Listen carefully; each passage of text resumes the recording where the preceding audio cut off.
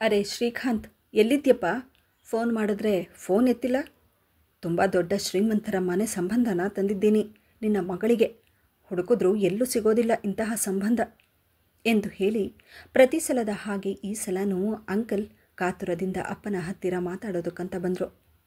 ಅವರನ್ನು ನೋಡಿದ ಅಮ್ಮ ಆಶ್ಚರ್ಯದಿಂದ ಅವರ ಮಾತನ್ನು ಕೇಳ್ತಿದ್ಲು. ಚಿಕ್ಕದಾದ ಸಿಂಗಲ್ ಬೆಡ್ರೂಮ್ ಇರುವ ಮನೆಯಲ್ಲಿ ವಾಸವಾಗಿದ್ದ ನಮ್ಮ ಮನೆಗೆ ಇಷ್ಟು ದೊಡ್ಡ ಸಂಬಂಧ ಬಂದಿರುವುದನ್ನು ಸೋಫಾ ಮೇಲೆ ಕುಳಿತಿದ್ದ ಅಪ್ಪ ಅವರ ಮಾತನ್ನು ಕೇಳಿ, ಬಾಪ್ಪ ರಾಜು, ನೋಡು, ನಾವಿರೋ ಪರಿಸ್ಥಿತಿ ನಿನಗೂ ಚೆನ್ನಾಗಿ ಗೊತ್ತಿದೆ. ಅಂತಹದ್ರಲ್ಲಿ ಚಿಕ್ಕ ಪುಟ್ಟ ಕೆಲಸಗಳನ್ನು ಮಾಡಿಕೊಂಡಿರುವ ಜನ ನಾವು. ಅಂತಹದ್ರಲ್ಲಿ ಇಷ್ಟು ದೊಡ್ಡ ಶ್ರೀಮಂತರ ಸಂಬಂಧ ನಮಗೆ ಬೇಡಪ್ಪ. ನನ್ನ ಮಗಳಿಗೆ ದುಡ್ಡಿಗಿಂತ ಒಳ್ಳೆ ಮನೆತನ ಇರಬೇಕು. ನೀನು ಹೇಳೋದು ಸರಿಯೇ. ಆದರೆ ಅಷ್ಟು ದೊಡ್ಡ ಶ್ರೀಮಂತರಾಗಿದ್ದರೂ ತಗ್ಗಿ ಬಗ್ಗಿ ನಡೆಯೋ ಜನ ಅವರು. ಸ್ವಲ್ಪನೂ ಅವ್ರ ಹತ್ತಿರ ದುಡ್ಡಿದೆ ಅನ್ನೋ ದುರಹಂಕಾರ ಇಲ್ಲ. ಆ ಮನೆಗೆ ನಿನ್ನ ಮಗಳನ್ನು ಮದುವೆ ಮಾಡಿಕೊಟ್ರೆ ರಾಣಿ ರಾಣಿ ಹಾಗಿರ್ತಾಳೆ. ಏನು ಕಮ್ಮಿ ಇದೆ ಅವರಿಗೆ ಹೇಳು? ಆ ಮನೆಯಲ್ಲಿ ಒಬ್ಬೊಬ್ಬರಿಗೆ ಒಂದೊಂದು ಕಾರಿದೆ. ಜೊತೆಗೆ ಆ ಮನೆಯಲ್ಲಿ ಕೆಲಸ ಮಾಡೋದಕ್ಕೆ 5-6 ಜನ ಕೆಲಸದವ್ರು ಕೂಡ ಇದ್ದಾರೆ. ಇನ್ನು ಅವ್ರು ಮಾಡ್ತಾ ಇರೋ ಬಿಸ್ನೆಸ್ಗಳು ಒಂದಲ್ಲ ಎರಡಲ್ಲ. ಹೊರದೇಶದಲ್ಲೂ ಎಷ್ಟೋ ಫ್ಯಾಕ್ಟ್ರಿಗಳಿದ್ದಾವೆ. ಇನ್ನೇನು ಬೇಕು ಹೇಳು ಆರಾಮವಾಗಿರೋದಕ್ಕೆ? ಜೀವನ ಪೂರ್ತಿ ನಿನ್ನ ಮಗಳು ಕುತ್ಕೊಂಡು ತಿನ್ನಬಹುದು ಎಂದ ತಕ್ಷಣ ಅಂಕಲ್ ಹೇಳಿದ ಮಾತನ್ನು ಕೇಳಿ ಸಂತೋಷದಿಂದ ಅಮ್ಮನ ಮುಖ ಅರಳ್ತಿತ್ತು. ಅಂಕಲ್ ಹೇಳಿದ ಮಾತನ್ನು ಕೇಳಿ ಬಾಗಿಲ ಬಳಿ ನಿಂತಿದ್ದ ನಾನು, ಮೊದಲೇ ಬಡತನದಲ್ಲಿದ್ದ ನನಗೆ ಮದುವೆಯಾದ ಮೇಲೆ ನನ್ನ ಜೀವನ ಇಷ್ಟು ಸುಂದರವಾಗಿರುತ್ತಾ ಅನ್ನೋ ಸಂತೋಷ ನನ್ನಲ್ಲಿ ಉಕ್ಕುತ್ತಿತ್ತು. ಅಷ್ಟರಲ್ಲಿ ಅಪ್ಪ ಅನುಮಾನದಿಂದ ಅಂಕಲ್ ಬಳಿ, ಹುಡುಗನಲ್ಲಿ ಏನಾದರೂ ಕೊರತೆ ಇದೆಯಾ? ನಮ್ಮಂತಹ ಬಡವರ ಮನೆಗೆ ಇಷ್ಟು ದೊಡ್ಡ ಶ್ರೀಮಂತರ ಮನೆ ಸಂಬಂಧ ಅಂತಂದರೆ ಹುಡುಗನಲ್ಲಿ ಏನಾದರೂ ಕೊರತೆ ಇದ್ದೇ ಇರುತ್ತೆ ಎಂದ ತಕ್ಷಣ, ಅದು ನಾನು ಹೇಳೋದನ್ನೇ ಮರ್ತುಬಿಟ್ಟೆ. ಹುಡುಗ ನೋಡೋದಕ್ಕೇನೋ ತುಂಬ ಚೆನ್ನಾಗಿದ್ದಾನೆ, ಆದರೆ ಹುಡುಗನ ಮೆದುಳು ಸ್ವಲ್ಪ ಸರಿ ಇಲ್ಲ ಎಂದ ತಕ್ಷಣ ಅಮ್ಮನ ಮುಖದಲ್ಲಿ ಒಂದು ರೀತಿ ಮೌನ ಆವರಿಸಿಬಿಟ್ಟಿತ್ತು. ಕೋಪದಿಂದ, ಅಪ್ಪ ಏನು ಹೇಳ್ತಾ ಇದೆಯಾ? ನನ್ನ ಮಗಳೇನು ಆಟ ಆಡೋ ಸಾಮಾನು ಅಂದ್ಕೊಂಡಿದ್ದೀಯಾ? ಅಥವಾ ನಾವು ಬಡವರು ಅಂತ ಹೇಳಿ ನಮ್ಮನ್ನು ಕೀಳಾಗಿ ನೋಡ್ತಾ ಇದೆಯಾ? ಇಷ್ಟೊಂದು ಓದಿರೋ ನನ್ನ ಮಗಳಿಗೆ ಹುಚ್ಚನನ್ನು ತಂದು ಮದುವೆ ಮಾಡುವಷ್ಟು ಕೀಳು ಮಟ್ಟಕ್ಕೆ ನಾನು ಇಳ್ದಿಲ್ಲ ಎಂದ ತಕ್ಷಣ ಅಂಕಲ್, ಅರೆ ಶ್ರೀಕಾಂತ್, ಕೋಪ ಮಾಡ್ಕೊಳ್ಬೇಡ, ಇರಲಿ, ಇದರಲ್ಲಿ ತಪ್ಪೇನಿದೆ ಹೇಳು? ಅವನು ಮಾನಸಿಕವಾಗಿ ಅಸ್ವಸ್ಥ ಅಷ್ಟೇ. ಯಾರೇನೇ ಹೇಳಿದರೂ ತಲೆ ಅಲ್ಲಾಡಿಸ್ಕೊಂಡು ಬಿದ್ದಿರ್ತಾನೆ. ಈಗಿನ ಕಾಲದಲ್ಲಿ ಒಳ್ಳೆಯ ಹುಡುಗರು ಸಿಗೋದೇ ಅದೃಷ್ಟ. ಅಂಥದ್ರಲ್ಲಿ ಅವನಿಗೆ ಊಟ ತಿಂಡಿ ಕೊಡೋದಕ್ಕೂ ಕೆಲಸದವರಿದ್ದಾರೆ. ನಿನ್ನ ಮಗಳು ಓದಿರೋ ಹುಡುಗಿ. ಅವನನ್ನು ಹೇಗೆ ನಿಭಾಯಿಸ್ಕೊಂಡು ಹೋಗಬೇಕು ಅನ್ನೋದು ಅವಳಿಗೂ ಚೆನ್ನಾಗಿ ಗೊತ್ತಾಗುತ್ತೆ. ನೋಡು, ಆಸ್ತಿ ಅಂತಸ್ತು ಅಂತ ಹೇಳಿ ಎಲ್ಲ ಅವಳದೇ ಆಗುತ್ತೆ. ಇಷ್ಟು ಮಾತ್ರಕ್ಕೆ ಅಷ್ಟು ದೊಡ್ಡ ಶ್ರೀಮಂತರ ಮನೆ ಸಂಬಂಧ ಬೇಡ ಅನ್ನೋದು ನಿನ್ನ ಮೂರ್ಖತನ. ನೋಡು, ಚೆನ್ನಾಗಿ ಯೋಚನೆ ಮಾಡಿ ನನಗೆ ಹೇಳು ಎಂದು ಹೇಳಿ ಅಂಕಲ್ ಅಲ್ಲಿಂದ ಹೊರಟೋದ್ರು. ಅಷ್ಟರಲ್ಲಿ ನನ್ನ ತಂಗಿ ನನ್ನ ಬಳಿ ಬಂದು, ಅಕ್ಕ, ನೀನು ಈ ಸಂಬಂಧ ಒಪ್ಕೊಳ್ಳೋದಕ್ಕೆ ಹೋಗಬೇಡ. ಇಷ್ಟು ಓದಿರೋ ನೀನು ಅಂತಹವರನ್ನು ಮದುವೆ ಮಾಡಿಕೊಂಡು ಸುಖವಾಗಿರೋದಕ್ಕೆ ಆಗುತ್ತಾ ಎಂದ ತಕ್ಷಣ, ಹೌದು, ಹಾಗಾದರೆ ಈಗ ನಾವು ಸುಖವಾಗಿದ್ದೀರಾ? ಇನ್ನು ರಾತ್ರಿ ಊಟ ಸಿಗುತ್ತೋ ಇಲ್ಲೋ ಅನ್ನೋ ಯೋಚನೆಯಲ್ಲಿ ದಿನ ಕಳಿತೀವಿ. ಅಪ್ಪನಿಗೆ ಕೆಲಸ ಸಿಕ್ಕಿದಾಗ ಮಾತ್ರ ನಮಗೂಟ, ಇಲ್ಲದೇ ಇದ್ದರೆ ನೀರು ಕುಡಿದು ಮಲಗಬೇಕು. ಇಂತಹ ಪರಿಸ್ಥಿತಿಯಲ್ಲಿ ಯಾವ ಸುಖ ಸಿಗ್ತಿದೆ ಹೇಳು? ಇನ್ನು ಅಮ್ಮನಿಗೆ ಔಷಧಿಗೂ ಕೂಡ ನಮ್ಮ ಹತ್ರ ದುಡ್ಡಿರೋಲ್ಲ. ಅದರಲ್ಲೂ ಅಮ್ಮನಿಗೆ ಹಾರ್ಟ್ ಆಪರೇಷನ್ ಮಾಡದೆ ಹೋದರೆ ಮುಂದೆ ನಾವೇನು ಹೇಳೋದಕ್ಕಾಗಲ್ಲ ಅಂತ ಡಾಕ್ಟರ್ಸ್ ಬೇರೆ ಹೇಳಿದ್ದಾರೆ. ನನ್ನ ಒಬ್ಬಳ ಈ ನಿರ್ಧಾರದಿಂದ ಮನೆಯಲ್ಲಿ ಎಲ್ಲರಿಗೂ ಒಳ್ಳೆಯದಾಗುತ್ತೆ ಅನ್ನೋದಾದರೆ ಈ ಮದುವೆ ಮಾಡಿಕೊಳ್ಳೋದಕ್ಕೆ ನಾನು ರೆಡಿಯಾಗಿದ್ದೇನೆ ಎಂದಾಗ ದುಃಖದಿಂದ ಕಣ್ಣೀರು ಹಾಕುತ್ತಾ ತಂದೆ, ನೋಡಮ್ಮ, ಅಪ್ಪ, ನನಗೆ ಗೊತ್ತು ನೀವು ಏನು ಹೇಳೋದಕ್ಕೆ ಬರ್ತಿದ್ದೀರಾ ಅಂತ ಹೇಳಿ. ಅಪ್ಪ, ನಮ್ಮ ಮನೆಯ ಪರಿಸ್ಥಿತಿ ಹೇಗಿದೆ ಅನ್ನೋದು ನಿನಗೂ ಚೆನ್ನಾಗಿ ಗೊತ್ತಿದೆ. ಎಲ್ಲದಕ್ಕಿಂತ ಅರ್ಜೆಂಟಾಗಿ ಅಮ್ಮನಿಗೆ ಆಪರೇಷನ್ ಮಾಡದೆ ಹೋದರೆ ಏನಾಗುತ್ತೆ ಅನ್ನೋದು ಕೂಡ ನಿನಗೆ ಚೆನ್ನಾಗಿ ಗೊತ್ತಿದೆ. ನಾನು ಈ ಮದುವೆ ಮಾಡಿಕೊಳ್ಳೋದ್ರಿಂದ ನಮ್ಮ ಮನೆಯ ಪರಿಸ್ಥಿತಿ ಎಲ್ಲ ಸರಿ ಹೋಗುತ್ತೆ. ನನಗಿಂತ ನನ್ನ ಮನೆಯವರ ಸಂತೋಷನೇ ಮುಖ್ಯ. ಅಪ್ಪ, ನಾನು ಅಲ್ಲೇ ಮದುವೆ ಆಗೋದು ಅನ್ನೋದನ್ನು ನಿರ್ಧಾರ ಮಾಡಿದ್ದೇನೆ ಎಂದಾಗ ಅಪ್ಪ ನನ್ನನ್ನು ನೋಡಿ ತಬ್ಬಿಕೊಂಡು, ಅಪ್ಪ ದೇವರೇ, ನಮಗೆ ಯಾಕೆ ಇಂಥ ಪರಿಸ್ಥಿತಿ? ನಮ್ಮ ಕಣ್ಣ ಮುಂದೆಯೇ ನನ್ನ ಮಗಳು ಇಂತಹ ಒಂದು ಜೀವನ ಮಾಡಬೇಕಾ? ನಾವೇನು ತಪ್ಪು ಮಾಡಿದ್ದೇವೆ ಅಂತ ಹೇಳಿ ನಮಗೆ ಇಂತಹ ಶಿಕ್ಷೆ ಕೊಡ್ತಿದ್ದೀಯಾ? ಯಾಕಿಂತಹ ಹಣೆ ಬರಹ ಎಂದು ಹೇಳಿ ದುಃಖದಿಂದ ಅಪ್ಪ ಕಣ್ಣೀರು ಹಾಕಿದ್ರು. ಮದುವೆಯಾದ ಮೇಲೆ ನನ್ನ ಜೀವನ ಒಂದು ರೀತಿ ವನವಾಸ ಆಗುತ್ತೆ ಅನ್ನೋದು ಅಲ್ಲಿಗಾಗಲೇ ನಾನು ಕೂಡ ನಿರ್ಧಾರ ಮಾಡಿಬಿಟ್ಟಿದ್ದೆ. ಆದರೆ ಕಿತ್ತು ತಿನ್ನೋ ಬಡತನದಲ್ಲಿ ಒಂದೊತ್ತು ಊಟಕ್ಕೂ ಕಷ್ಟಪಡುತ್ತಿರುವ ನನ್ನ ತಂದೆ ತಾಯಿ ಹಾಗೂ ನನ್ನ ತಂಗಿಯ ಜೀವನ ಸುಖವಾಗಿರುತ್ತೆ ಅಂತಂದರೆ ನಾನು ಎಂತಹ ತ್ಯಾಗ ಬೇಕಾದರೂ ಮಾಡೋದಕ್ಕೆ ತಯಾರಾಗಿದ್ದೆ. ಅದರ ಪ್ರಕಾರ ನನ್ನ ಮದುವೆ ಕೂಡ ಆಯಿತು.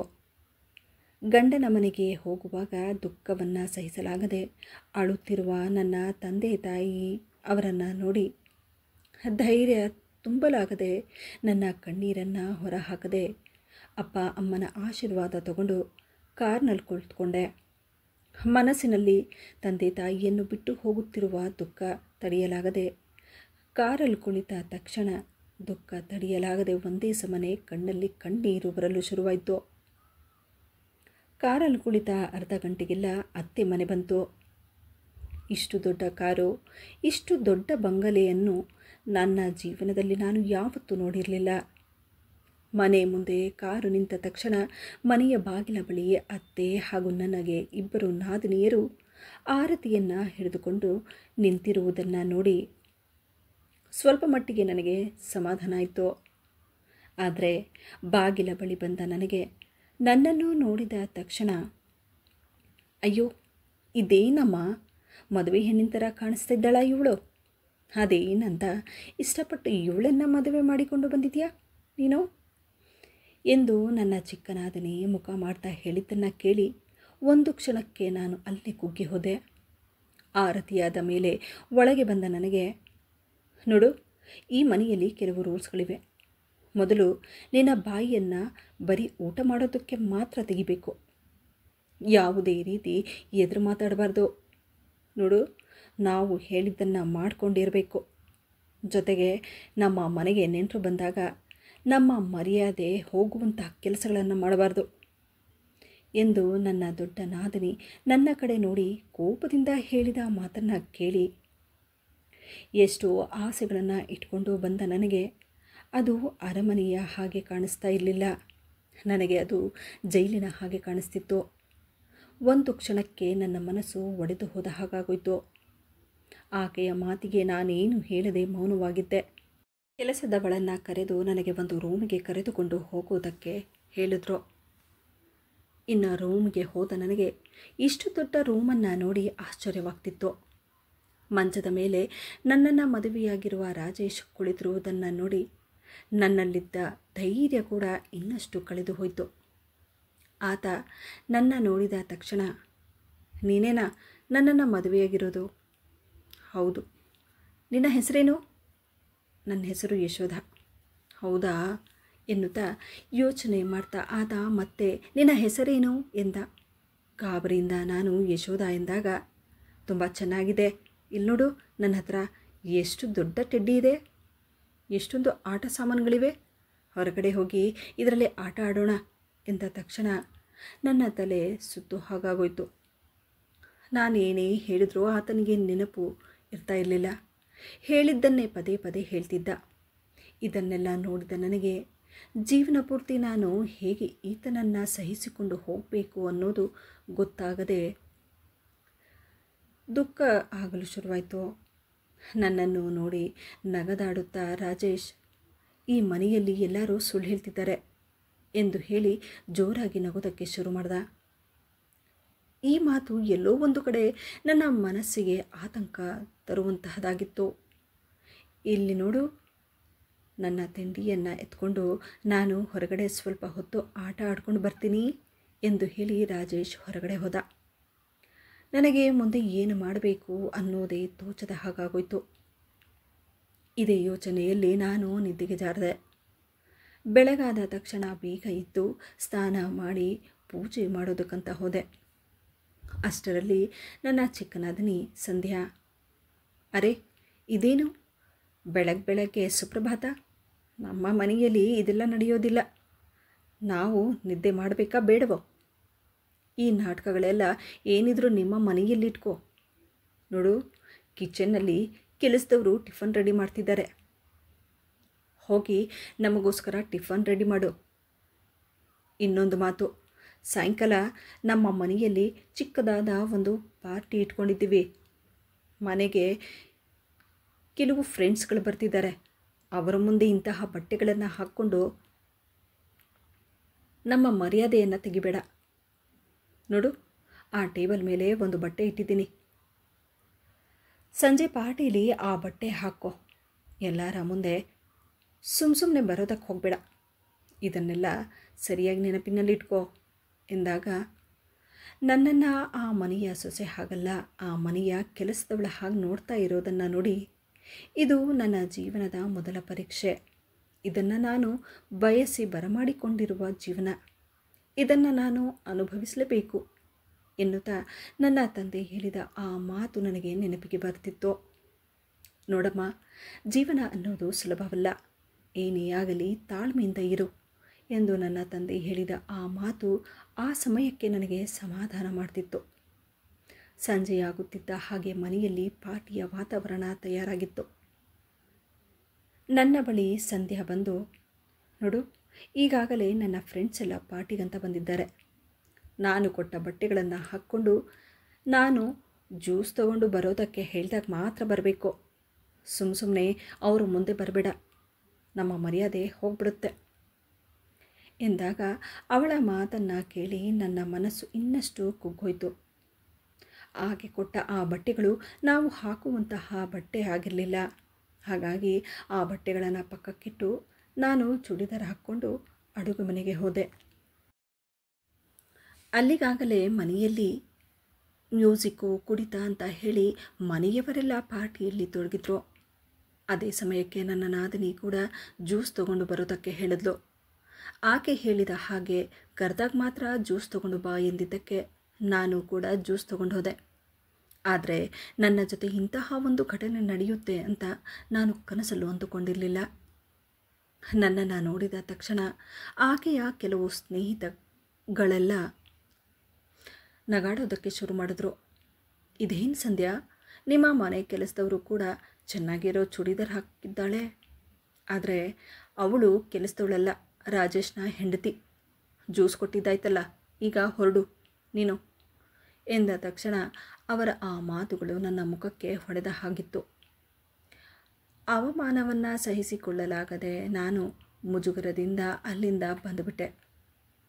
ದುಡ್ಡಿಗಾಗಿ ನಾನು ಆಯ್ಕೆ ಮಾಡಿದ ಜೀವನ, ಆದರೆ ಮರ್ಯಾದೆ ಅನ್ನೋದು ದುಡ್ಡಿರೋರಿಗೆ ಸಿಗುತ್ತೆ ಅನ್ನೋದು ಕೂಡ ನನಗೆ ಆಗ ಅರಿವಾಗ್ತಿತ್ತು.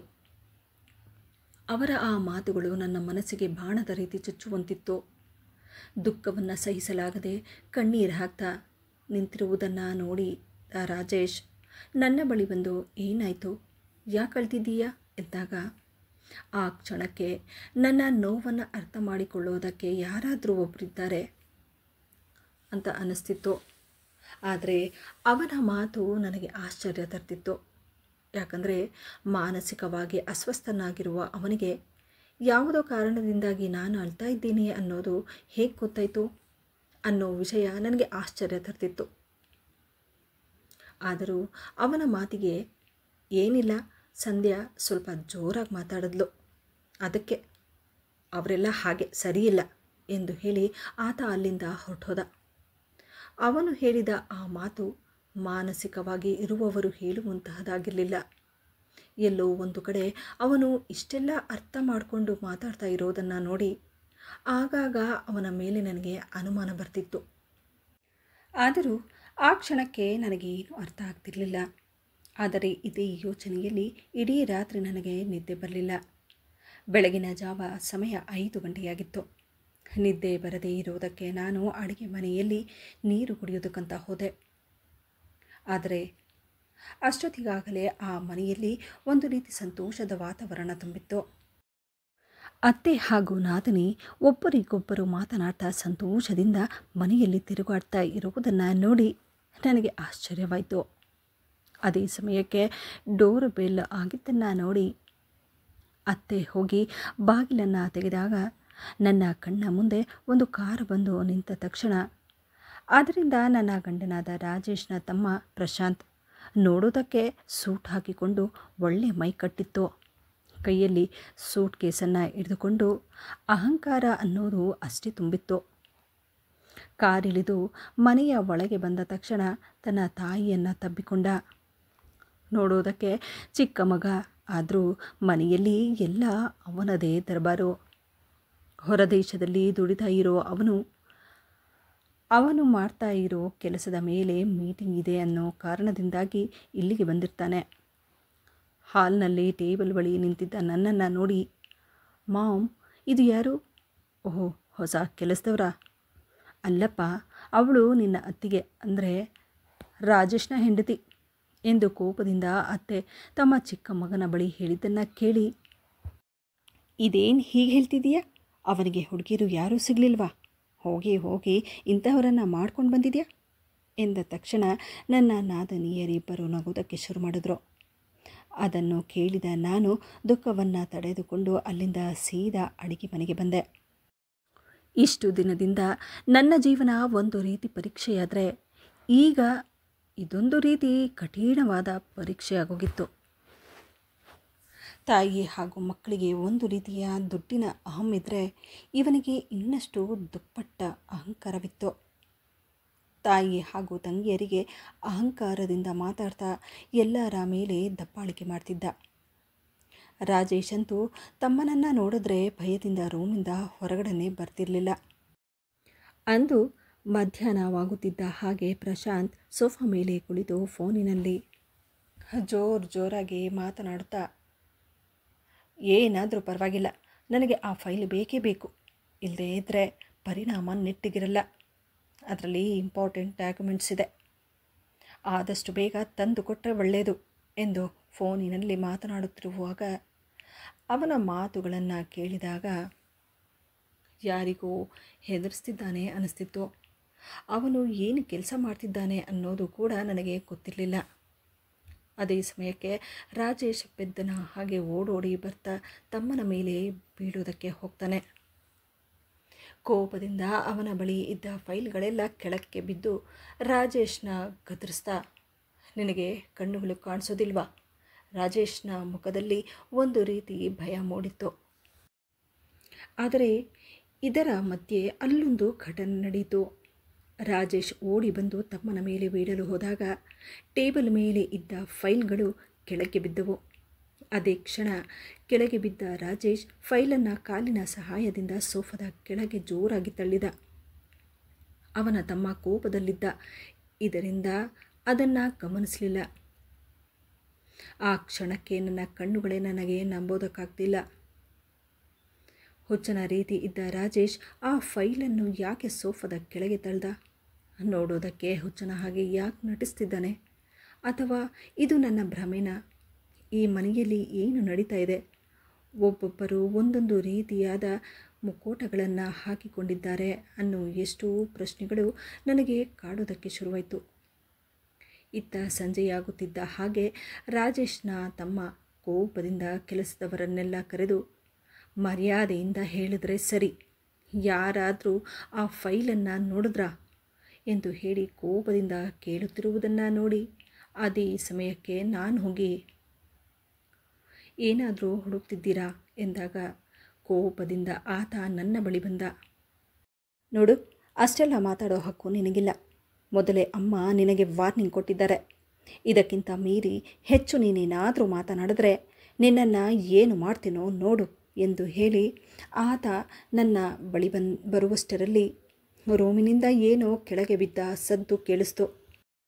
ಅದೇ ಸಮಯಕ್ಕೆ ಓಡಿ ಹೋಗಿ ನೋಡಿದಾಗ ರಾಜೇಶ್ ಗಡಿಯಾರವನ್ನು ಕೆಳಕ್ಕೆ ಬೀಳಿಸಿದ್ದನ್ನು ನೋಡಿ ಕೋಪದಿಂದ ರಾಜೇಶ್ನ ತಮ್ಮ, ನಿನ್ನಿಂದ ನಾವು ಅನುಭವಿಸ್ತಾ ಇರೋ ಕಷ್ಟ ಸಲದ, ಜೊತೆಗೆ ಇವನ ಹೆಂಡತಿಯಾಗಿ ಮಾಡಿಕೊಂಡು ಬಂದಿರೋ ಇವಳಿಂದ ಒಂದು ರೀತಿ ಕಷ್ಟ ಆಗೋಗಿದೆ ಎಂದು ಹೇಳಿ ಕೋಪದಿಂದ ಮೆಟ್ಟಿಲು ಇಳಿದು ಕೆಳಕ್ಕೆ ಬಂದ. ಇದನ್ನೆಲ್ಲ ನೋಡಿದ ನನಗೆ ನನ್ನ ಮನಸ್ಸಲ್ಲಿ ಒಂದು ರೀತಿ ಭಯ ಶುರುವಾಗಿತ್ತು. ಅದೇ ಸಮಯಕ್ಕೆ ರಾಜೇಶ್ ಹೆಜ್ಜೆ ಹೆಜ್ಜೆಗೂ ಹುಷಾರಾಗಿದ್ರೇ ಒಳ್ಳೆಯದು ಎಂದು ಆತ ಹೇಳಿದ ಆ ಮಾತು ನನ್ನ ಮನಸ್ಸಿನಲ್ಲಿ ಒಂದು ರೀತಿಯ ಅನುಮಾನ ಹುಟ್ಟಿಹಾಕುತ್ತಿತ್ತು. ಈ ಮನೆಯಲ್ಲಿ ಏನು ನಡೀತಿದೆ ಅನ್ನಿಸ್ತಿತ್ತು. ಆದರೆ ಆ ಕ್ಷಣಕ್ಕೆ ರಾಜೇಶ್ನ ತಮ್ಮನ ಕೋಪದಿಂದ ರಾಜೇಶ್ ನನಗೆ ಬಚಾವ್ ಮಾಡಿಕೊಂಡ ಅನ್ನೋದು ನನಗೆ ಅರ್ಥವಾಗ್ತಿತ್ತು. ನನ್ನನ್ನು ನೋಡಿದ್ರೆ ರಾಜೇಶ್ನ ತಮ್ಮ ದ್ವೇಷದಿಂದಾನೇ ನೋಡ್ತಿದ್ದ. ಇದರ ಮಧ್ಯೆ ರಾಜೇಶ್ ಹುಚ್ಚನ ಹಾಗೆ ಯಾಕೆ ನಟಿಸ್ತಿದ್ದಾನೆ? ಇವರೆಲ್ಲ ಯಾಕೆ ರಾಜೇಶ್ನ ನೋಡಿದ್ರೆ ಹಾಗೆ ಮಾಡ್ತಿದ್ದಾರೆ? ಇದನ್ನೆಲ್ಲ ಹೇಗಾದರೂ ಮಾಡಿ ಕಂಡುಹಿಡಿಯಲೇಬೇಕು ಅನ್ನಿಸ್ತಿತ್ತು. ಆದರೆ ಕೆಲವೊಮ್ಮೆ ರಾಜೇಶ್ ಚೆನ್ನಾಗಿರುವ ನಾಟಕ ಮಾಡ್ತಾನೆ, ಕೆಲವೊಮ್ಮೆ ಹುಚ್ಚನಾಗುವ ಹಾಗೆ ನಾಟಕ ಮಾಡ್ತಾನೆ. ಇವನ ಹತ್ರ ಇದ್ರ ಬಗ್ಗೆ ಕೇಳಿದ್ರೆ ಏನು ಪ್ರಯೋಜನ ಇಲ್ಲ, ಕಾಲ ಕಳೆದ ಹಾಗೆ ಎಲ್ಲ ಮುಂದೆ ಬರುತ್ತೆ ಅಂದುಕೊಂಡು ನಾನು ಕೂಡ ಸುಮ್ಮನಾದೆ. ಅಂದು ರಾತ್ರಿ ನನಗೆ ತುಂಬ ತಲೆ ನೋವಿತ್ತು. ಹಾಗಾಗಿ ನಾನು ಕಾಫಿ ಮಾಡಿಕೊಂಡು ಕುಡಿಯೋಣ ಅಂತ ಹೇಳಿ ಅಡುಗೆ ಮನೆಗೆ ಹೋದೆ. ಅದೇ ಸಮಯಕ್ಕೆ ಅತ್ತೆಯ ರೂಮಿನಿಂದ ಮಾತನಾಡುತ್ತಿರುವ ಸದ್ದು ಕೇಳಿಸ್ತು. ನೋಡಮ್ಮ, ಈಗ ರಾಜೇಶ್ಗೂ ಮದುವೆ ಮಾಡಿದ್ದಾಯಿತು.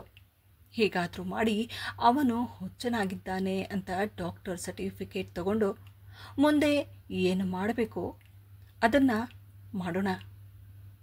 ಅಷ್ಟರಲ್ಲಿ ನನ್ನ ನಾದಿನಿಯರಿಬ್ಬರು, ಅದು ಸರಿನೇ, ಮನೆ ಪೇಪರ್ಸ್ ಮೇಲೆ ಸೈನ್ ಹಾಕಿಸಿಕೊಂಡ ಮೇಲೆ ಅವಳ ಹೆಂಡತಿನ ಏನು ಮಾಡೋದು? ಅದ್ರ ಬಗ್ಗೆ ನೀನೇನು ಯೋಚನೆ ಮಾಡಬೇಡ, ಅವಳನ್ನು ಒದ್ದು ಅವರ ಮನೆಗೆ ಕಳಿಸಿದ್ರಾಯ್ತು, ಅದೆಲ್ಲ ನಾನು ನೋಡ್ಕೊಳ್ತೀನಿ. ಅಮ್ಮ, ಮುಂದಿನ ಕೆಲಸನ ಶುರು ಮಾಡೋಣ ಎಂದು ಆ ರೂಮಿನಲ್ಲಿ ತಾಯಿ ಮಕ್ಕಳು ಮಾತನಾಡುತ್ತಿರುವುದು ನನ್ನ ಕಿವಿಗೆ ಬಿದ್ದ ತಕ್ಷಣ ಒಂದು ಕ್ಷಣಕ್ಕೆ ನಾನು ಗಾಬರಿಯಿಂದ ಅಲ್ಲೇ ಕುಸಿದು ಬಿದ್ದ ಹಾಗಾಗೋದೆ. ಹೆತ್ತ ಮಗನನ್ನೇ ಆಸ್ತಿಗೋಸ್ಕರ ಕೊಲ್ಲೋದಕ್ಕೆ ನೋಡ್ತಾ ಇರೋ ಇವರು ಎಷ್ಟು ದೊಡ್ಡ ಕ್ರೂರ ಜನ. ಬಹುಶಃ ಇವರು ನನ್ನನ್ನು ಕೂಡ ಬಿಡೋದಿಲ್ಲ ಅನಿಸುತ್ತೆ ಎಂದು ನನಗೆ ಒಂದು ರೀತಿ ಗಾಬರಿ ಶುರುವಾಯಿತು. ಇನ್ನು ನಾನು ಅಲ್ಲಿಂದ ಸೀದಾ ರೂಮಿಗೆ ಬಂದೆ.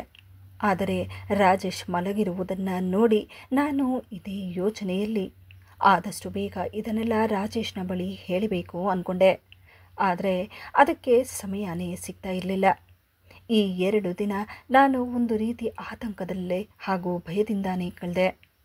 2 ದಿನ ಆದ ನಂತರ ರಾಜೇಶ್ನ ತಮ್ಮ ನನ್ನ ಬಳಿ ಬಂದು, ನೋಡು, ಇವತ್ತು ಸಾಯಂಕಾಲ ಮನೆಗೆ ನನ್ನ ಕೆಲವು ಫ್ರೆಂಡ್ಸ್ಗಳು ಬರ್ತಿದ್ದಾರೆ.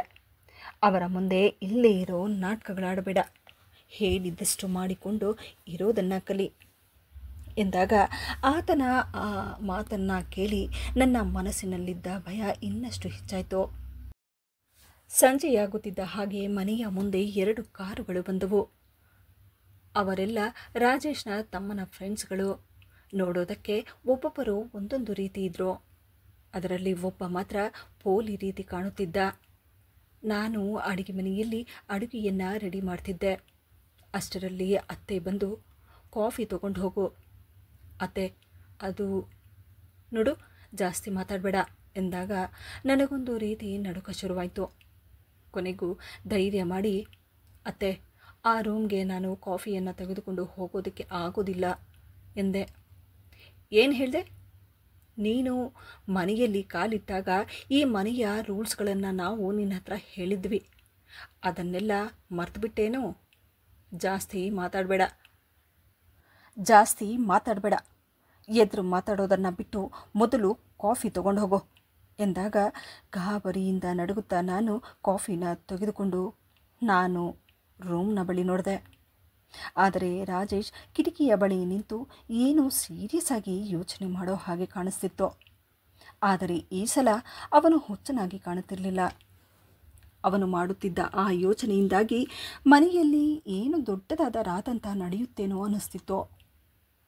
ಇದೇ ಮೊದಲ ಸಲ ನಾನು ರಾಜೇಶ್ನನ್ನು ಅಂತಹ ಸ್ಥಿತಿಯಲ್ಲಿ ನೋಡಿದ್ದು.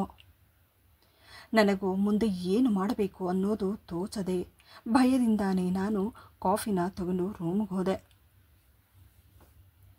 ಅಲ್ಲಿಯ ವಾತಾವರಣವನ್ನು ನೋಡಿ ಒಂದು ಕ್ಷಣಕ್ಕೆ ನಾನೇ ಬಿಚ್ಚಿಬಿದ್ದೆ. ರೂಮಿನಲ್ಲೆಲ್ಲ ಸಿಗರೇಟಿನ ಹೊಗೆ ತುಂಬಿಕೊಂಡಿತ್ತು. ಅಲ್ಲಿದ್ದ 4-5 ಹುಡುಗರು ಕುಡಿದು ಮ್ಯೂಸಿಕ್ ಹಾಕಿಕೊಂಡು ಕುಣಿಯುತ್ತಿದ್ದರು. ಜೊತೆಗೆ ನನ್ನ 2 ನಾದಿನಿಯರು ಕೂಡ ಇದ್ದರು. ಇದನ್ನು ನೋಡಿದ ನನಗೆ ಕಾಫಿನ ಅಲ್ಲೇ ಇಟ್ಟು ತಕ್ಷಣ ಓಡಿ ಹೊರಗೆ ಬರಬೇಕು ಅನ್ನುವಷ್ಟರಲ್ಲಿ ಅದರಲ್ಲಿ ಒಬ್ಬ, ಅರೆ ಇಷ್ಟು ಬೇಗ ಹೊರಟೋದ್ರೆ ಹೇಗೆ, ನಮ್ಮ ಜೊತೆ ಜಾಯ್ನ್ ಆಗೋದಿಲ್ವಾ? ಪ್ರಶಾಂತ್, ನಿನ್ನ ಮನೆಯಲ್ಲೂ ಇಂತಹ ಒಂದು ಪೀಸ್ ಇದೆ ಅಂತ ಗೊತ್ತೇ ಇರಲಿಲ್ಲ. ಹೌದು, ರಾಜೇಶ್ನ ಹೆಂಡತಿಯವಳು. ಹಾಗಾದರೆ ನನಗೂ ಸ್ವಲ್ಪ ಈಸಿ ಆಗುತ್ತೆ ಎಂದು ಹೇಳಿ ಅವನು ನನ್ನ ಕೈಯನ್ನು ಹಿಡಿಯೋದಕ್ಕೆ ಬಂದ. ಅವನು ನನ್ನ ಕೈಯನ್ನು ಹಿಡಿಯಲು ಬಂದಿದ್ದನ್ನು ನೋಡಿ, ನನ್ನ ಮುಟ್ಟಬೇಡ, ಓಹೋ ನೀನೇನು ತ್ರಿಪುರ ಸುಂದರಿನಾ ಎಂದು ಹೇಳಿ ಆತ ಮತ್ತೆ ನನ್ನ ಕೈಯನ್ನು ಹಿಡಿಯಲು ಬಂದ. ಕೋಪದಿಂದ ನಾನು ಅವನ ಕೆನ್ನೆಗೆ ಬಾರಿಸಿದೆ. ಇದನ್ನು ನೋಡಿದ ಪ್ರಶಾಂತ್, ಎಷ್ಟು ಕೊಬ್ಬು ನಿನಗೆ, ನನ್ನ ಫ್ರೆಂಡ್ಸಿಗೆ ಕೆನ್ನೆಗೆ ಹೊಡಿತೀಯಾ ಎಂದು ಹೇಳಿ ನನ್ನನ್ನು ಹೊಡೆಯೋದಕ್ಕೆ ಬಂದ. ಅಷ್ಟರಲ್ಲಿ ನಿಂತ್ಕೋ ಎಂದು ಹೇಳಿ ಬಾಗಿಲಿನಿಂದ ಶಬ್ದ ಬಂದಿದ್ದನ್ನು ನೋಡಿ ನಾನು ಹಿಂತಿರುಗಿ ನೋಡಿದಾಗ ರಾಜೇಶ್ ಕೋಪದಲ್ಲಿ ನಿಂತಿರುವುದನ್ನು ನೋಡಿ ಆಶ್ಚರ್ಯದಿಂದ ಎಲ್ಲರೂ ಅವನನ್ನೇ ನೋಡುತ್ತಿದ್ದರು. ಆದರೆ ಈ ಸಲ ಅವನು ಹುಚ್ಚನಾಗಿರಲಿಲ್ಲ. ಆತನ ನಿಜವಾದ ರೂಪ ಇದೇ ಏನೋ ಅನ್ನಿಸ್ತಿತ್ತು. ವರ್ಷಗಳಿಂದ ಅವನಲ್ಲಿದ್ದ ತಾಳ್ಮೆ ಹೊರಹಾಕುತ್ತಿರುವ ಹಾಗೆ ಕಾಣಿಸ್ತಿತ್ತು. ಅವನನ್ನು ನೋಡಿದ ಪ್ರಶಾಂತ್, ನೀನೇನು ಮಾಡ್ತಾ ಇದೆಯಾ ಇಲ್ಲಿ, ಹೋಗು ಇಲ್ಲಿಂದ ಎಂದ ತಕ್ಷಣ ಕೋಪದಿಂದ, ಮುಚ್ಚು ಬಾಯಿ, ಎಷ್ಟು ಧೈರ್ಯ ಇದ್ದರೆ ನೀನು ನನ್ನ ಹೆಂಡತಿಯನ್ನು ಮುಟ್ಟೋದಕ್ಕೆ ಬರ್ತೀಯ? ನೀವೆಲ್ಲ ಸೇರಿ ಮಾಡ್ತಾ ಇರೋ ನಾಟಕಗಳೆಲ್ಲ ನನಗೆ ಗೊತ್ತಿಲ್ಲ ಅಂದ್ಕೊಂಡಿದ್ದೀರಾ? ನನ್ನನ್ನು ನಿಜವಾಗ್ಲೂ ಹುಚ್ಚ ಅಂದ್ಕೊಂಡಿದ್ರಾ ನೀವೆಲ್ಲ? ಏನು ಹೇಳ್ತಾ ಇದೆಯಾ ನೀನು ಎನ್ನುವಷ್ಟರಲ್ಲಿ ರಾಜೇಶ್ ಅವನ ಕೆನ್ನೆಗೆ ಜೋರಾಗಿ ಹೊಡೆದು, ನನ್ನ ಜೊತೆ ನೀವು ಮಾಡಿರೋ ಅನ್ಯಾಯ ಸಾಲ್ದ, ನನ್ನ ಹೆಂಡತಿ ಮೇಲೆ ಕೈ ಹಾಕ್ತೀಯ ಎಂದ ತಕ್ಷಣ ಪ್ರಶಾಂತ್ ಕೋಪದಿಂದ, ಎಷ್ಟು ಧೈರ್ಯ ಇದ್ದರೆ ನನ್ನ ಮೇಲೆ ಕೈ ಮಾಡ್ತೀಯ ಎಂದು ಕಿರ್ಚೋದಕ್ಕೆ ಶುರು ಮಾಡ್ದ. ಅಷ್ಟರಲ್ಲಿ ಅತ್ತೆ ಬಂದರು. ಅಯ್ಯೋ ದೇವ್ರೇ, ಏನಾಗ್ತಿದೆ ಇಲ್ಲಿ ಎಂದ ತಕ್ಷಣ ಪ್ರಶಾಂತ್ನ ಸ್ನೇಹಿತರೆಲ್ಲ ಅಲ್ಲಿಂದ ಓಡಿ ಹೋದರು. ಭಯದಿಂದ ನಾನು ಕಣ್ಣೀರಾಗ್ತಾ ಪಕ್ಕದಲ್ಲೇ ನಿಂತು ನೋಡ್ತಿದ್ದೆ. ಇಷ್ಟು ದಿನದಿಂದ ಮನೆಯಲ್ಲಿ ಆಗುತ್ತಿದ್ದ ನಾಟಕಗಳೆಲ್ಲ ನಿಂತು ಈಗ ಅಸಲಿ ನಿಜ ಹೊರ ಬರ್ತಿದೆ ಅನ್ನಿಸ್ತಿತ್ತು. ಜೋರಾಗಿ ಕಿರ್ಚ್ತಾ ಅತ್ತೆ, ರಾಜೇಶ್ ಬಿಡು ನನ್ನ ಮಗನನ್ನು, ಏನೋ ಮಾಡ್ತಾ ಇದೆಯಾ ನೀನು? ನಿನ್ನ ತಮ್ಮನ ಮೇಲೆ ಕೈ ಮಾಡ್ತಿದ್ದೀಯಾ? ಯಾರು ನನ್ನ ತಮ್ಮ? ಇವನು ನನ್ನ ತಮ್ಮನ? ನೀನು ನನ್ನ ತಾಯಿನ ಎಂದ ತಕ್ಷಣ ಗಾಬರಿಯಿಂದ ಎಲ್ಲರೂ ಅವನ ಮುಖವನ್ನು ನೋಡೋದಕ್ಕೆ ಶುರು ಮಾಡಿದ್ರು. ಏನು ಹೇಳ್ತಾ ಇದೆಯಾ, ಯಾರ ಹತ್ರ ಏನು ಮಾತಾಡ್ತಾ ಇದೆಯಾ ಅನ್ನೋದು ಗೊತ್ತಾ ನಿನಗೆ? ಹೌದು, ನಾನು ಏನು ಮಾತಾಡ್ತಾ ಇದ್ದೀನಿ ಅನ್ನೋದು ನನಗೆ ಚೆನ್ನಾಗಿ ಗೊತ್ತಿದೆ. ಆದರೆ ಇಷ್ಟು ವರ್ಷಗಳಿಂದ ನೀವು ಏನೇನೋ ಮಾಡ್ತಿದ್ದೀರಾ ಅನ್ನೋದು ಕೂಡ ನನಗೆ ಚೆನ್ನಾಗಿ ಗೊತ್ತಿದೆ. ಅವತ್ತು ನಡೆದ ಆ ನಿಜಾಂಶ ನನಗೆ ಗೊತ್ತಿಲ್ಲ ಅಂದ್ಕೊಂಡಿದ್ದೀರಾ? ನೀನು ನನ್ನ ಮಲತಾಯಿ ಎನ್ನುವುದು ನನಗೆ ಗೊತ್ತಿಲ್ವಾ? 23 ವರ್ಷಗಳಿಂದ ನಾನು ಪಟ್ಟ ಕಷ್ಟಗಳು, ನೀವು ನನ್ನ ಜೊತೆ ಮಾಡಿದ ದ್ರೋಹಗಳೆಲ್ಲ ನನಗೆ ಗೊತ್ತಿಲ್ಲ ಅಂದ್ಕೊಂಡಿದ್ದೀರಾ? ಅವತ್ತು ಅಪ್ಪ ಸಾಯೋ ಕೊನೆ ಕ್ಷಣದಲ್ಲಿ ಏನೇನು ನಡೀತು, ಅಪ್ಪ ಸತ್ತ ಮೇಲೆ ನೀವೆಲ್ಲ ಸೇರಿ ಯಾವ ರೀತಿ ಪ್ಲ್ಯಾನ್ ಮಾಡಿದ್ರಿ ಅನ್ನೋದು ನನಗೆ ಗೊತ್ತಿಲ್ಲ ಅಂದ್ಕೊಂಡಿದ್ದೀರಾ? ಆವತ್ತೇ ನಾನು ಎಲ್ಲವನ್ನ ಕೇಳಿಸ್ಕೊಂಡೆ. ಆದರೆ ಆಗ ನಾನು ಚಿಕ್ಕವನಾಗಿದ್ದರಿಂದ ಇದನ್ನೆಲ್ಲ ಕೇಳಿಸಿಕೊಂಡ ಮೇಲೆ ನನ್ನಲ್ಲಿ ಭಯ ಆವರಿಸ್ಕೊಂಡಿತ್ತು. ಇದರಿಂದಾಗಿ ನಾನು ಕೂಡ ಸುಮ್ಮನಾಗ್ಬಿಟ್ಟಿದ್ದೆ. ನೀವು ಯಾವತ್ತೂ ನನ್ನನ್ನು ಸಾಯಿಸೋದಕ್ಕೆ ಪ್ರಯತ್ನ ಪಡ್ತಾ ಇದ್ದೀರಿ ಅನ್ನೋದು ಗೊತ್ತಾಯಿತು. ಆವತ್ತಿನಿಂದ ನಾನು ಹುಚ್ಚನಾಗಿ ಆ್ಯಕ್ಟಿಂಗ್ ಮಾಡಿದೆ. ಇಲ್ಲದೆ ಇದ್ದಿದ್ರೆ ನನ್ನನ್ನು ನೀವು ಅವತ್ತೇ ಸಾಯಿಸಿ ಈ ಆಸ್ತಿನ ದೋಚ್ಕೊಂಡು ಹೋಗ್ತಿದ್ರಿ. ನನಗೂ ಬೇರೆ ದಾರಿ ಇಲ್ಲದೆ ಈ ಮನೆಯಲ್ಲಿ ಇರೋದಕ್ಕೆ ಹುಚ್ಚನಾಗಿ ಆ್ಯಕ್ಟ್ ಮಾಡಬೇಕಾಗಿತ್ತು. ನೀವು ಮಾಡ್ತಾ ಇರೋ ಪ್ರತಿಯೊಂದು ಕೆಲಸದಲ್ಲೂ ನಾನು ಗಮನ ಇಡ್ತಿದ್ದೆ. ಎಲ್ಲವನ್ನ ನೋಡಿದ್ರೂ ನೋಡದೇ ಇರೋ ಹಾಗಿರ್ತಿದ್ದೆ. ಇನ್ನು ಕೋರ್ಟಲ್ಲಿ ನಾನೊಬ್ಬ ಹುಚ್ಚ, ನನ್ನನ್ನು ನೋಡ್ಕೊಳ್ಳೋದಕ್ಕೆ ಒಬ್ಬ ಕೆಲಸದವ್ರು ಇರಲೇಬೇಕು ಅನ್ನೋದನ್ನು ಪ್ರೂವ್ ಮಾಡೋದಕ್ಕೋಸ್ಕರ ಈ ಹುಡುಗಿನ ತಂದು ನನಗೆ ಮದುವೆ ಮಾಡಿ ಅವಳನ್ನು ಕೂಡ ಕೆಲಸದವಳಾಗಿ ನೋಡಿದ್ರಿ. ಹೀಗೆಲ್ಲ ಮಾಡಿ ಆಸ್ತಿನ ನಿಮ್ಮ ಹೆಸರು ಮಾಡಿಕೊಳ್ಬಹುದು ಅಂತ ನೀವು ಅಂದ್ಕೊಂಡಿದ್ರಿ. ಆದರೆ ನನ್ನ ಮದುವೆಯಾಗಿರುವ ಈ ಹುಡುಗಿ ಇಷ್ಟೊಂದು ಓದಿದರೂ ನನ್ನಂಥವನ ಜೊತೆ ಎಲ್ಲವನ್ನ ಸಹಿಸಿಕೊಂಡು ಹೋಗ್ತಿದ್ದಾಳೆ ಅಂತ ನನಗೆ ಗೊತ್ತಾದ ಮೇಲೆ ಜೀವನ ಪೂರ್ತಿ ಇವಳು ನನಗೆ ಜೊತೆಯಾಗಿ ನಿಲ್ತಾಳೆ ಅನ್ನೋ ಭರವಸೆ ನನಗೆ ಬಂತು. ನೀವು ಮಾಡಿದ ಪ್ಲ್ಯಾನ್ ನಿಮಗೆ ಸಂಕಷ್ಟ ತಂತು. ಏನು ಹೇಳ್ತಾ ಇದ್ದೀಯಾ? ಇದೆಲ್ಲ ಸುಳ್ಳು. ಇದೆಲ್ಲ ಸುಳ್ಳ ಅಥವಾ ನಿಜಾನ ಅನ್ನೋದು ನಾನು ನಿಮಗೆ ತೋರಿಸ್ತೀನಿ ಎಂದು ಹೇಳಿ ರಾಜೇಶ್ ಲಾಯರ್ಗೆ ಫೋನ್ ಮಾಡಿ, ಸರ್, ಪೇಪರ್ಸ್ಗಳನ್ನೆಲ್ಲ ತೆಗೆದುಕೊಂಡು ಈ ಕೂಡಲೇ ನೀವು ಮನೆಗೆ ಬರಬೇಕು. ಈಗ ಸಮಯ ಬಂದಿದೆ. ಇವರ ಯೋಗ್ಯತೆ ಏನು ಅನ್ನೋದನ್ನು ನೋಡಿಸಬೇಕು ಎಂದು ಹೇಳಿ ರಾಜೇಶ್ ಫೋನನ್ನು ಕಟ್ ಮಾಡಿದ. ಆದರೆ ಒಬ್ಬ ಹುಚ್ಚನನ್ನು ಮದುವೆಯಾಗಿ ನನ್ನ ಇಡೀ ಜೀವನವೇ ಹಾಳಾಯಿತು ಅಂದುಕೊಂಡು ಬಂದ ನನಗೆ ನನ್ನ ಜೀವಕ್ಕೆ ಧಕ್ಕೆಯಾದಾಗ ಆತನಿಂದ ನನ್ನ ಮರ್ಯಾದೆ ಉಳಿಯುತ್ತೆ ಅಂತ ನಾನು ಅಂದುಕೊಂಡಿರಲಿಲ್ಲ. ಇಲ್ಲಿಯ ನಿಜಾಂಶ ಗೊತ್ತಾದ ಮೇಲೆ ಕೊನೆಗೂ ನನ್ನ ತಾಳ್ಮೆಯೇ ನನಗೆ ಜೊತೆಯಾಗಿ ನನ್ನ ಜೀವನದ ದಾರಿಯನ್ನು ತೋರಿಸಿತು ಅನ್ನೋದು ನನಗೆ ಅರ್ಥವಾಗ್ತಿತ್ತು. ಇದೇ ಮೊದಲ ಸಲ ನಾನು ರಾಜೇಶ್ನ ನಿಜವಾದ ರೂಪವನ್ನು ನೋಡಿದ್ದು. ನನಗೆ ಆಶ್ಚರ್ಯವಾಗ್ತಿತ್ತು. ಒಬ್ಬ ಮನುಷ್ಯ ಇಷ್ಟು ವರ್ಷಗಳಿಂದ ತನ್ನ ಪ್ರಾಣವನ್ನು ಉಳಿಸುವುದಕ್ಕಾಗಿ ತನ್ನ ಸ್ವಭಾವವನ್ನೇ ಹುಚ್ಚನಾಗಿ ಮಾಡಿಕೊಂಡು ಇಂತಹ ದ್ರೋಹಿಗಳ ಮಧ್ಯೆ ಬದುಕುತ್ತಿರುವುದನ್ನು ನೋಡಿ ನನಗೆ ಆಶ್ಚರ್ಯವಾಗ್ತಿತ್ತು. ಸಮಯ ಸಂದರ್ಭ ಅನ್ನೋದು ಮನುಷ್ಯನಿಗೆ ಯಾವ ಸ್ಥಿತಿಯನ್ನು ಬೇಕಾದರೂ ತರಿಸುತ್ತದೆ ಅನ್ನೋದು ಅರ್ಥವಾಗ್ತಿತ್ತು.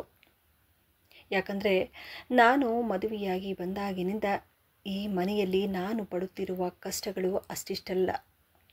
ಕ್ಷಣ ಕ್ಷಣಕ್ಕೂ ನಾನು ಈ ಮನೆಯಲ್ಲಿ ತುಂಬ ಭಯದಿಂದಾನೇ ಬದುಕುತ್ತಿದ್ದೆ. ಅಂತಹದರಲ್ಲಿ ಇಷ್ಟು ವರ್ಷಗಳಿಂದ ರಾಜೇಶ್ ಅನುಭವಿಸುತ್ತಿದ್ದ ಕಷ್ಟಗಳನ್ನು ನೆನೆದು ಒಂದು ರೀತಿ ಆ ಕ್ಷಣಕ್ಕೆ ನನ್ನ ಮೈ ಜುಮ್ಮೆನಿಸುತ್ತಿತ್ತು. ಲಾಯರ್ಗೆ ಫೋನ್ ಮಾಡಿದ ಅರ್ಧ ಗಂಟೆಗೆ ಅವರು ಮನೆಗೆ ಬಂದರು. ಅವರ ಫೈಲಿನಿಂದ ಕೆಲವು ಪೇಪರ್ಸ್ಗಳನ್ನು ತೆಗೆದು ಓದೋದಕ್ಕೆ ಶುರು ಮಾಡಿದ್ರು. ರಾಜೇಶ್ನ ಮಾನಸಿಕ ಸ್ಥಿತಿ ಸರಿ ಹೋದರೆ ಈ ಆಸ್ತಿ, ಬ್ಯಾಂಕ್ ಬ್ಯಾಲೆನ್ಸ್ ಎಲ್ಲ ರಾಜೇಶ್ನ ಹೆಸರಿಗೆ ಹೋಗುತ್ತೆ. ಇದರಲ್ಲಿ ಅವರ ಮನೆಯವರ ಹಕ್ಕು ಏನೂ ಇಲ್ಲ. ರಾಜೇಶ್ನ ಮಾನಸಿಕ ಸ್ಥಿತಿಯ ಬಗ್ಗೆ ಪ್ರತಿಯೊಂದು ಡಾಕ್ಯುಮೆಂಟ್ಸ್ಗಳ ಸಹಿತವಾಗಿ ಪ್ರೂಫ್ ಇದೆ. ಇದರ ಪ್ರಕಾರ ರಾಜೇಶ್ ಮಾನಸಿಕ ಸ್ಥಿತಿ ಚೆನ್ನಾಗಿದೆ ಎಂದು ಡಾಕ್ಟರ್ ರಿಪೋರ್ಟ್ಸ್ಗಳಿವೆ. ಇದರ ಪ್ರಕಾರ ಆಸ್ತಿಯು ರಾಜೇಶ್ ಹೆಸರಿಗೆ ಹೋಗುತ್ತೆ. ಬ್ಯಾಂಕಿನಿಂದ ಯಾರ್ಯಾರು ಎಷ್ಟೆಷ್ಟು ದುಡ್ಡನ್ನು ತೆಗೆದಿದ್ದಾರೆ ಅನ್ನೋದು ಪ್ರೂಫಿನ ಸಮೇತ ಇರೋದ್ರಿಂದ ಇವರು ಮಾಡಿದ ಈ ಅಪರಾಧಗಳಿಂದಾಗಿ ಇವರಿಗೆ ಜೈಲಿಗೆ ಹಾಕಬಹುದು ಎಂದ ತಕ್ಷಣ ರಾಜೇಶ್ನ ತಾಯಿ, ರಾಜೇಶ್, ನಾನು ನಿನ್ನನ್ನು ಸಾಕಿದ್ದೇನೆ, ನಾನು ನಿನ್ನ ತಾಯಿ, ಅಂಥ ಕೆಲಸ ಮಾಡಬೇಡಪ್ಪ. ಏನು, ನೀನು ನನ್ನ ತಾಯಿನಾ? ನನ್ನ ತಾಯಿಯಾಗಿದ್ದಿದ್ರೆ ದುಡ್ಡಿಗೋಸ್ಕರ ನನ್ನನ್ನು ಈ ಪರಿಸ್ಥಿತಿಗೆ ತರ್ತಾನೆ ಇರಲಿಲ್ಲ. ನಾನು ಸರಿಯಾದ ಸಮಯಕ್ಕೋಸ್ಕರ ಕಾಯ್ತಿದ್ದೆ. ಆ ಸಮಯ ಈಗ ಬಂದಿದೆ. ಈ ಮನೆಯಲ್ಲಿ ನಿಮ್ಮ ಅಧಿಕಾರ ಇಲ್ಲಿಗೆ ಮುಗಿತು. ಇಷ್ಟು ವರ್ಷಗಳಿಂದ ನೀವು ನನ್ನ ಮೇಲೆ ಮಾಡಿದ ದೌರ್ಜನ್ಯ ಸಾಕು. ಮಾಡಿರೋ ತಪ್ಪಿಗೆ ಪಶ್ಚಾತ್ತಾಪ ಆಗಬೇಕು ಅನ್ನೋದಾದರೆ ಮೊದಲು ಈ ಮನೆಯಿಂದ ಹೊರಗೆ ಹೋಗಿ. ಇಲ್ಲದೇ ಇದ್ದರೆ ಕಂಪ್ಲೇಂಟ್ ಕೊಟ್ಟು ಹೊರಗೆ ಹಾಕಬೇಕಾಗುತ್ತೆ. ಇನ್ನೊಂದು ಮಾತು, ಇಲ್ಲಿಂದ ನೀವು ನಿಮ್ಮ ಬಟ್ಟೆಗಳು ಮಾತ್ರ ಹೊರಗೆ ಹೋಗಬೇಕು ಅಷ್ಟೇ. ನೀವು ಹಾಕಿಕೊಂಡಿರುವ ಒಡವೆಗಳೆಲ್ಲ ಇಲ್ಲೇ ಬಿಚ್ಚಿಟ್ಟು ಹೋಗಿ ಎಂದಾಗ ಅವರು ಹೆಚ್ಚು ಏನು ಮಾತನಾಡದೆ ಮೌನದಿಂದ ಅವರು ಹಾಕಿಕೊಂಡಿದ್ದ ಒಡವೆಗಳನ್ನೆಲ್ಲ ಅಲ್ಲೇ ಇಟ್ಟು ಬಟ್ಟೆಗಳನ್ನು ಎತ್ಕೊಂಡು ಅವರು ಮನೆಯಿಂದ ಹೊರಗೆ ಬಂದರು. ಸದಾ ಬಿರುಗಾಳಿಯಿಂದ ತುಂಬಿದ್ದ ಆ ಮನೆ ಕೊನೆಗೂ ನೆಮ್ಮದಿ ಅನ್ನೋದು ಕಾಣಿಸುತ್ತಿತ್ತು. ಅವರು ಹೋದ 2 ದಿನಕ್ಕೆ ರಾಜೇಶ್ಗೆ ಒಂದು ಫೋನ್ ಕಾಲ್ ಬರುತ್ತೆ. ಫೋನನ್ನು ರಿಸೀವ್ ಮಾಡಿದ ರಾಜೇಶ್, ಹಲೋ, ಎಲ್ಲಿ, ಹೇಗೆ ಎಂದು ಹೇಳಿ ಗಾಬರಿ ಪಡುತ್ತಾ, ಸರಿ ಆಗಲಿ ಎಂದು ಹೇಳಿ ಫೋನನ್ನು ಕಟ್ ಮಾಡಿ, ರಾಜೇಶ್ನ ತಾಯಿಯ ಆಕ್ಸಿಡೆಂಟ್ ಆಗಿದೆ ಎನ್ನುವ ವಿಷಯ ಗೊತ್ತಾಯಿತು. ಆದರೆ ಈ ಸಲ ರಾಜೇಶ್ನ ಮುಖದಲ್ಲಿ ಅವರಿಗಾಗಿ ಯಾವುದೇ ರೀತಿ ಕರುಣೆ ಅನ್ನೋದಿರಲಿಲ್ಲ. ಅವರು ಮಾಡಿದ ಪಾಪಕ್ಕೆ ಇದೇ ಸರಿಯಾದ ಶಿಕ್ಷೆ ಆ ದೇವರು ಕೊಟ್ಟಿದ್ದಾನೆ ಅನ್ನೋದು ರಾಜೇಶ್ನ ಹೇಳಿಕೆಯಾಗಿತ್ತು. ಇದೆಲ್ಲ ನಡೆದ 5-6 ದಿನಕ್ಕೆಲ್ಲ ರಾಜೇಶ್ ನನ್ನ ತಾಯಿ ಮನೆಗೆ ಕರೆದುಕೊಂಡು ಹೋದರು. ನಮ್ಮಿಬ್ಬರನ್ನ ನೋಡಿ ನನ್ನ ತಂದೆ ತಾಯಿ ಆಶ್ಚರ್ಯಚಕಿತರಾಗಿ ನೋಡ್ತಾ, ರಾಜೇಶ್ನ ನಡವಳಿಕೆ, ಅವರ ಮಾತುಕತೆ ಇದನ್ನೆಲ್ಲ ನೋಡಿ ನನ್ನ ತಂದೆ ತಾಯಿ ತುಂಬ ಸಂತೋಷಪಟ್ಟರು. ನನ್ನ ಅಪ್ಪ ರಾಜೇಶ್ನನ್ನು ನೋಡಿ, ಅಳಿಯಂದ್ರೆ ನಿಮ್ಮನ್ನು ನೋಡಿ ಸಂತೋಷದಿಂದ ನನ್ನ ಕಣ್ಣಲ್ಲಿ ಕಣ್ಣೀರು ಬರ್ತಿದೆ. ನಿಮ್ಮ ಜೊತೆ ನನ್ನ ಮಗಳಿಗೆ ಮದುವೆ ಮಾಡಿಕೊಡುವಾಗ ನಾನು ನನ್ನ ಮಗಳಿಗೆ ದ್ರೋಹ ಮಾಡ್ತಾ ಇದ್ದೇನೇನೋ ಅನಿಸ್ತಿತ್ತು. ಆದರೆ ಈಗ ನಿಮ್ಮನ್ನು ನೋಡಿದ ಮೇಲೆ ಒಬ್ಬ ತಂದೆಯಾಗಿ ನಾನು ತುಂಬ ಒಳ್ಳೆಯ ನಿರ್ಧಾರವನ್ನು ಮಾಡಿದೆ ಅನ್ನಿಸ್ತಿದೆ. ಮಾವ, ನನಗೆ ಗೊತ್ತು ಹೆಣ್ಣು ಹೆತ್ತವರ ಕಷ್ಟ ಏನು ಅಂತ ಹೇಳಿ. ಚಿಕ್ಕ ವಯಸ್ಸಿನಲ್ಲೇ ನಾನು ತಾಯಿ ತಂದೆಯನ್ನು ಕಳೆದುಕೊಂಡೆ. ದುಡ್ಡು ಅನ್ನೋ ಆಸೆಯಿಂದಾಗಿ ನನ್ನ ಮಲತಾಯಿ ನನ್ನ ಜೀವನದಲ್ಲಿ ಇಂತಹ ಆಟಗಳನ್ನು ಆಡಿದ್ರು. ಈಗ ಅದಕ್ಕೆಲ್ಲ ಮುಕ್ತಾಯ ಸಿಕ್ಕಿದೆ. ಮಾವ, ಇನ್ಮೇಲೆ ನಿಮ್ಮ ಮಗಳನ್ನು ನಾನು ಯಾವುದೇ ರೀತಿ ಕಷ್ಟ ಕೊಡದೆ ಚೆನ್ನಾಗಿ ಇಟ್ಕೊಳ್ತೀನಿ. ನಿಮ್ಮ ಮಗಳು ಮಾಡಿರುವ ತ್ಯಾಗಕ್ಕೆ ನಾನು ಅವಳಿಗೆ ಎಷ್ಟು ಕೃತಜ್ಞತೆ ಹೇಳಿದರೂ ಸಾಲದು. ಅತ್ತೆ, ನಿಮ್ಮ ಬಗ್ಗೆ ನನಗೆಲ್ಲ ಗೊತ್ತು. ನಿಮ್ಮ ಆರೋಗ್ಯದ ಬಗ್ಗೆ ಇನ್ಮೇಲೆ ಚಿಂತೆ ಮಾಡಬೇಡಿ. ನಿಮ್ಮ ಮನೆಯ ಪ್ರತಿಯೊಂದು ಕಷ್ಟದಲ್ಲೂ ನಾನು ಜೊತೆಯಾಗಿ ನಿಲ್ತೀನಿ. ಆ ದೇವರ ದಯೆಯಿಂದ ನನ್ನ ಹತ್ರ ಎಲ್ಲ ಇದೆ. ಆದರೆ ತಂದೆ ತಾಯಿ ಒಬ್ಬರಿಲ್ಲ. ನಿಮ್ಮನ್ನೇ ನಾನು ನನ್ನ ತಂದೆ ತಾಯಿ ಅಂತ ತಿಳಿದುಕೊಳ್ತೇನೆ.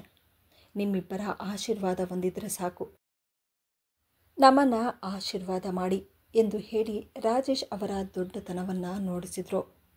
ಕತ್ತಲೆಯಾಗಿದ್ದ ನಮ್ಮ ಜೀವನದಲ್ಲಿ ಕೊನೆಗೂ ಆ ದೇವರು ನಮಗೆ ದಾರಿದೀಪವಾಗಿ ರಾಜೇಶ್ನನ್ನು ಕಳುಹಿಸಿದ್ರು ಅನ್ನೋದು ನನಗೆ ಅರ್ಥವಾಗ್ತಿತ್ತು. ಈ ವಿಡಿಯೋದಿಂದ ನಿಮಗೇನಾದರೂ ಉಪಯೋಗವಾದಲ್ಲಿ ವಿಡಿಯೋಗೆ ಒಂದು ಲೈಕ್ ಮಾಡಿ, ಆದಷ್ಟು ನನ್ನ ವೀಡಿಯೋಸನ್ನು ಶೇರ್ ಮಾಡಿ ಹಾಗೂ ನನ್ನ ಚಾನಲನ್ನು ಸಬ್ಸ್ಕ್ರೈಬ್ ಮಾಡುವುದನ್ನು ಮರೆಯಬೇಡಿ.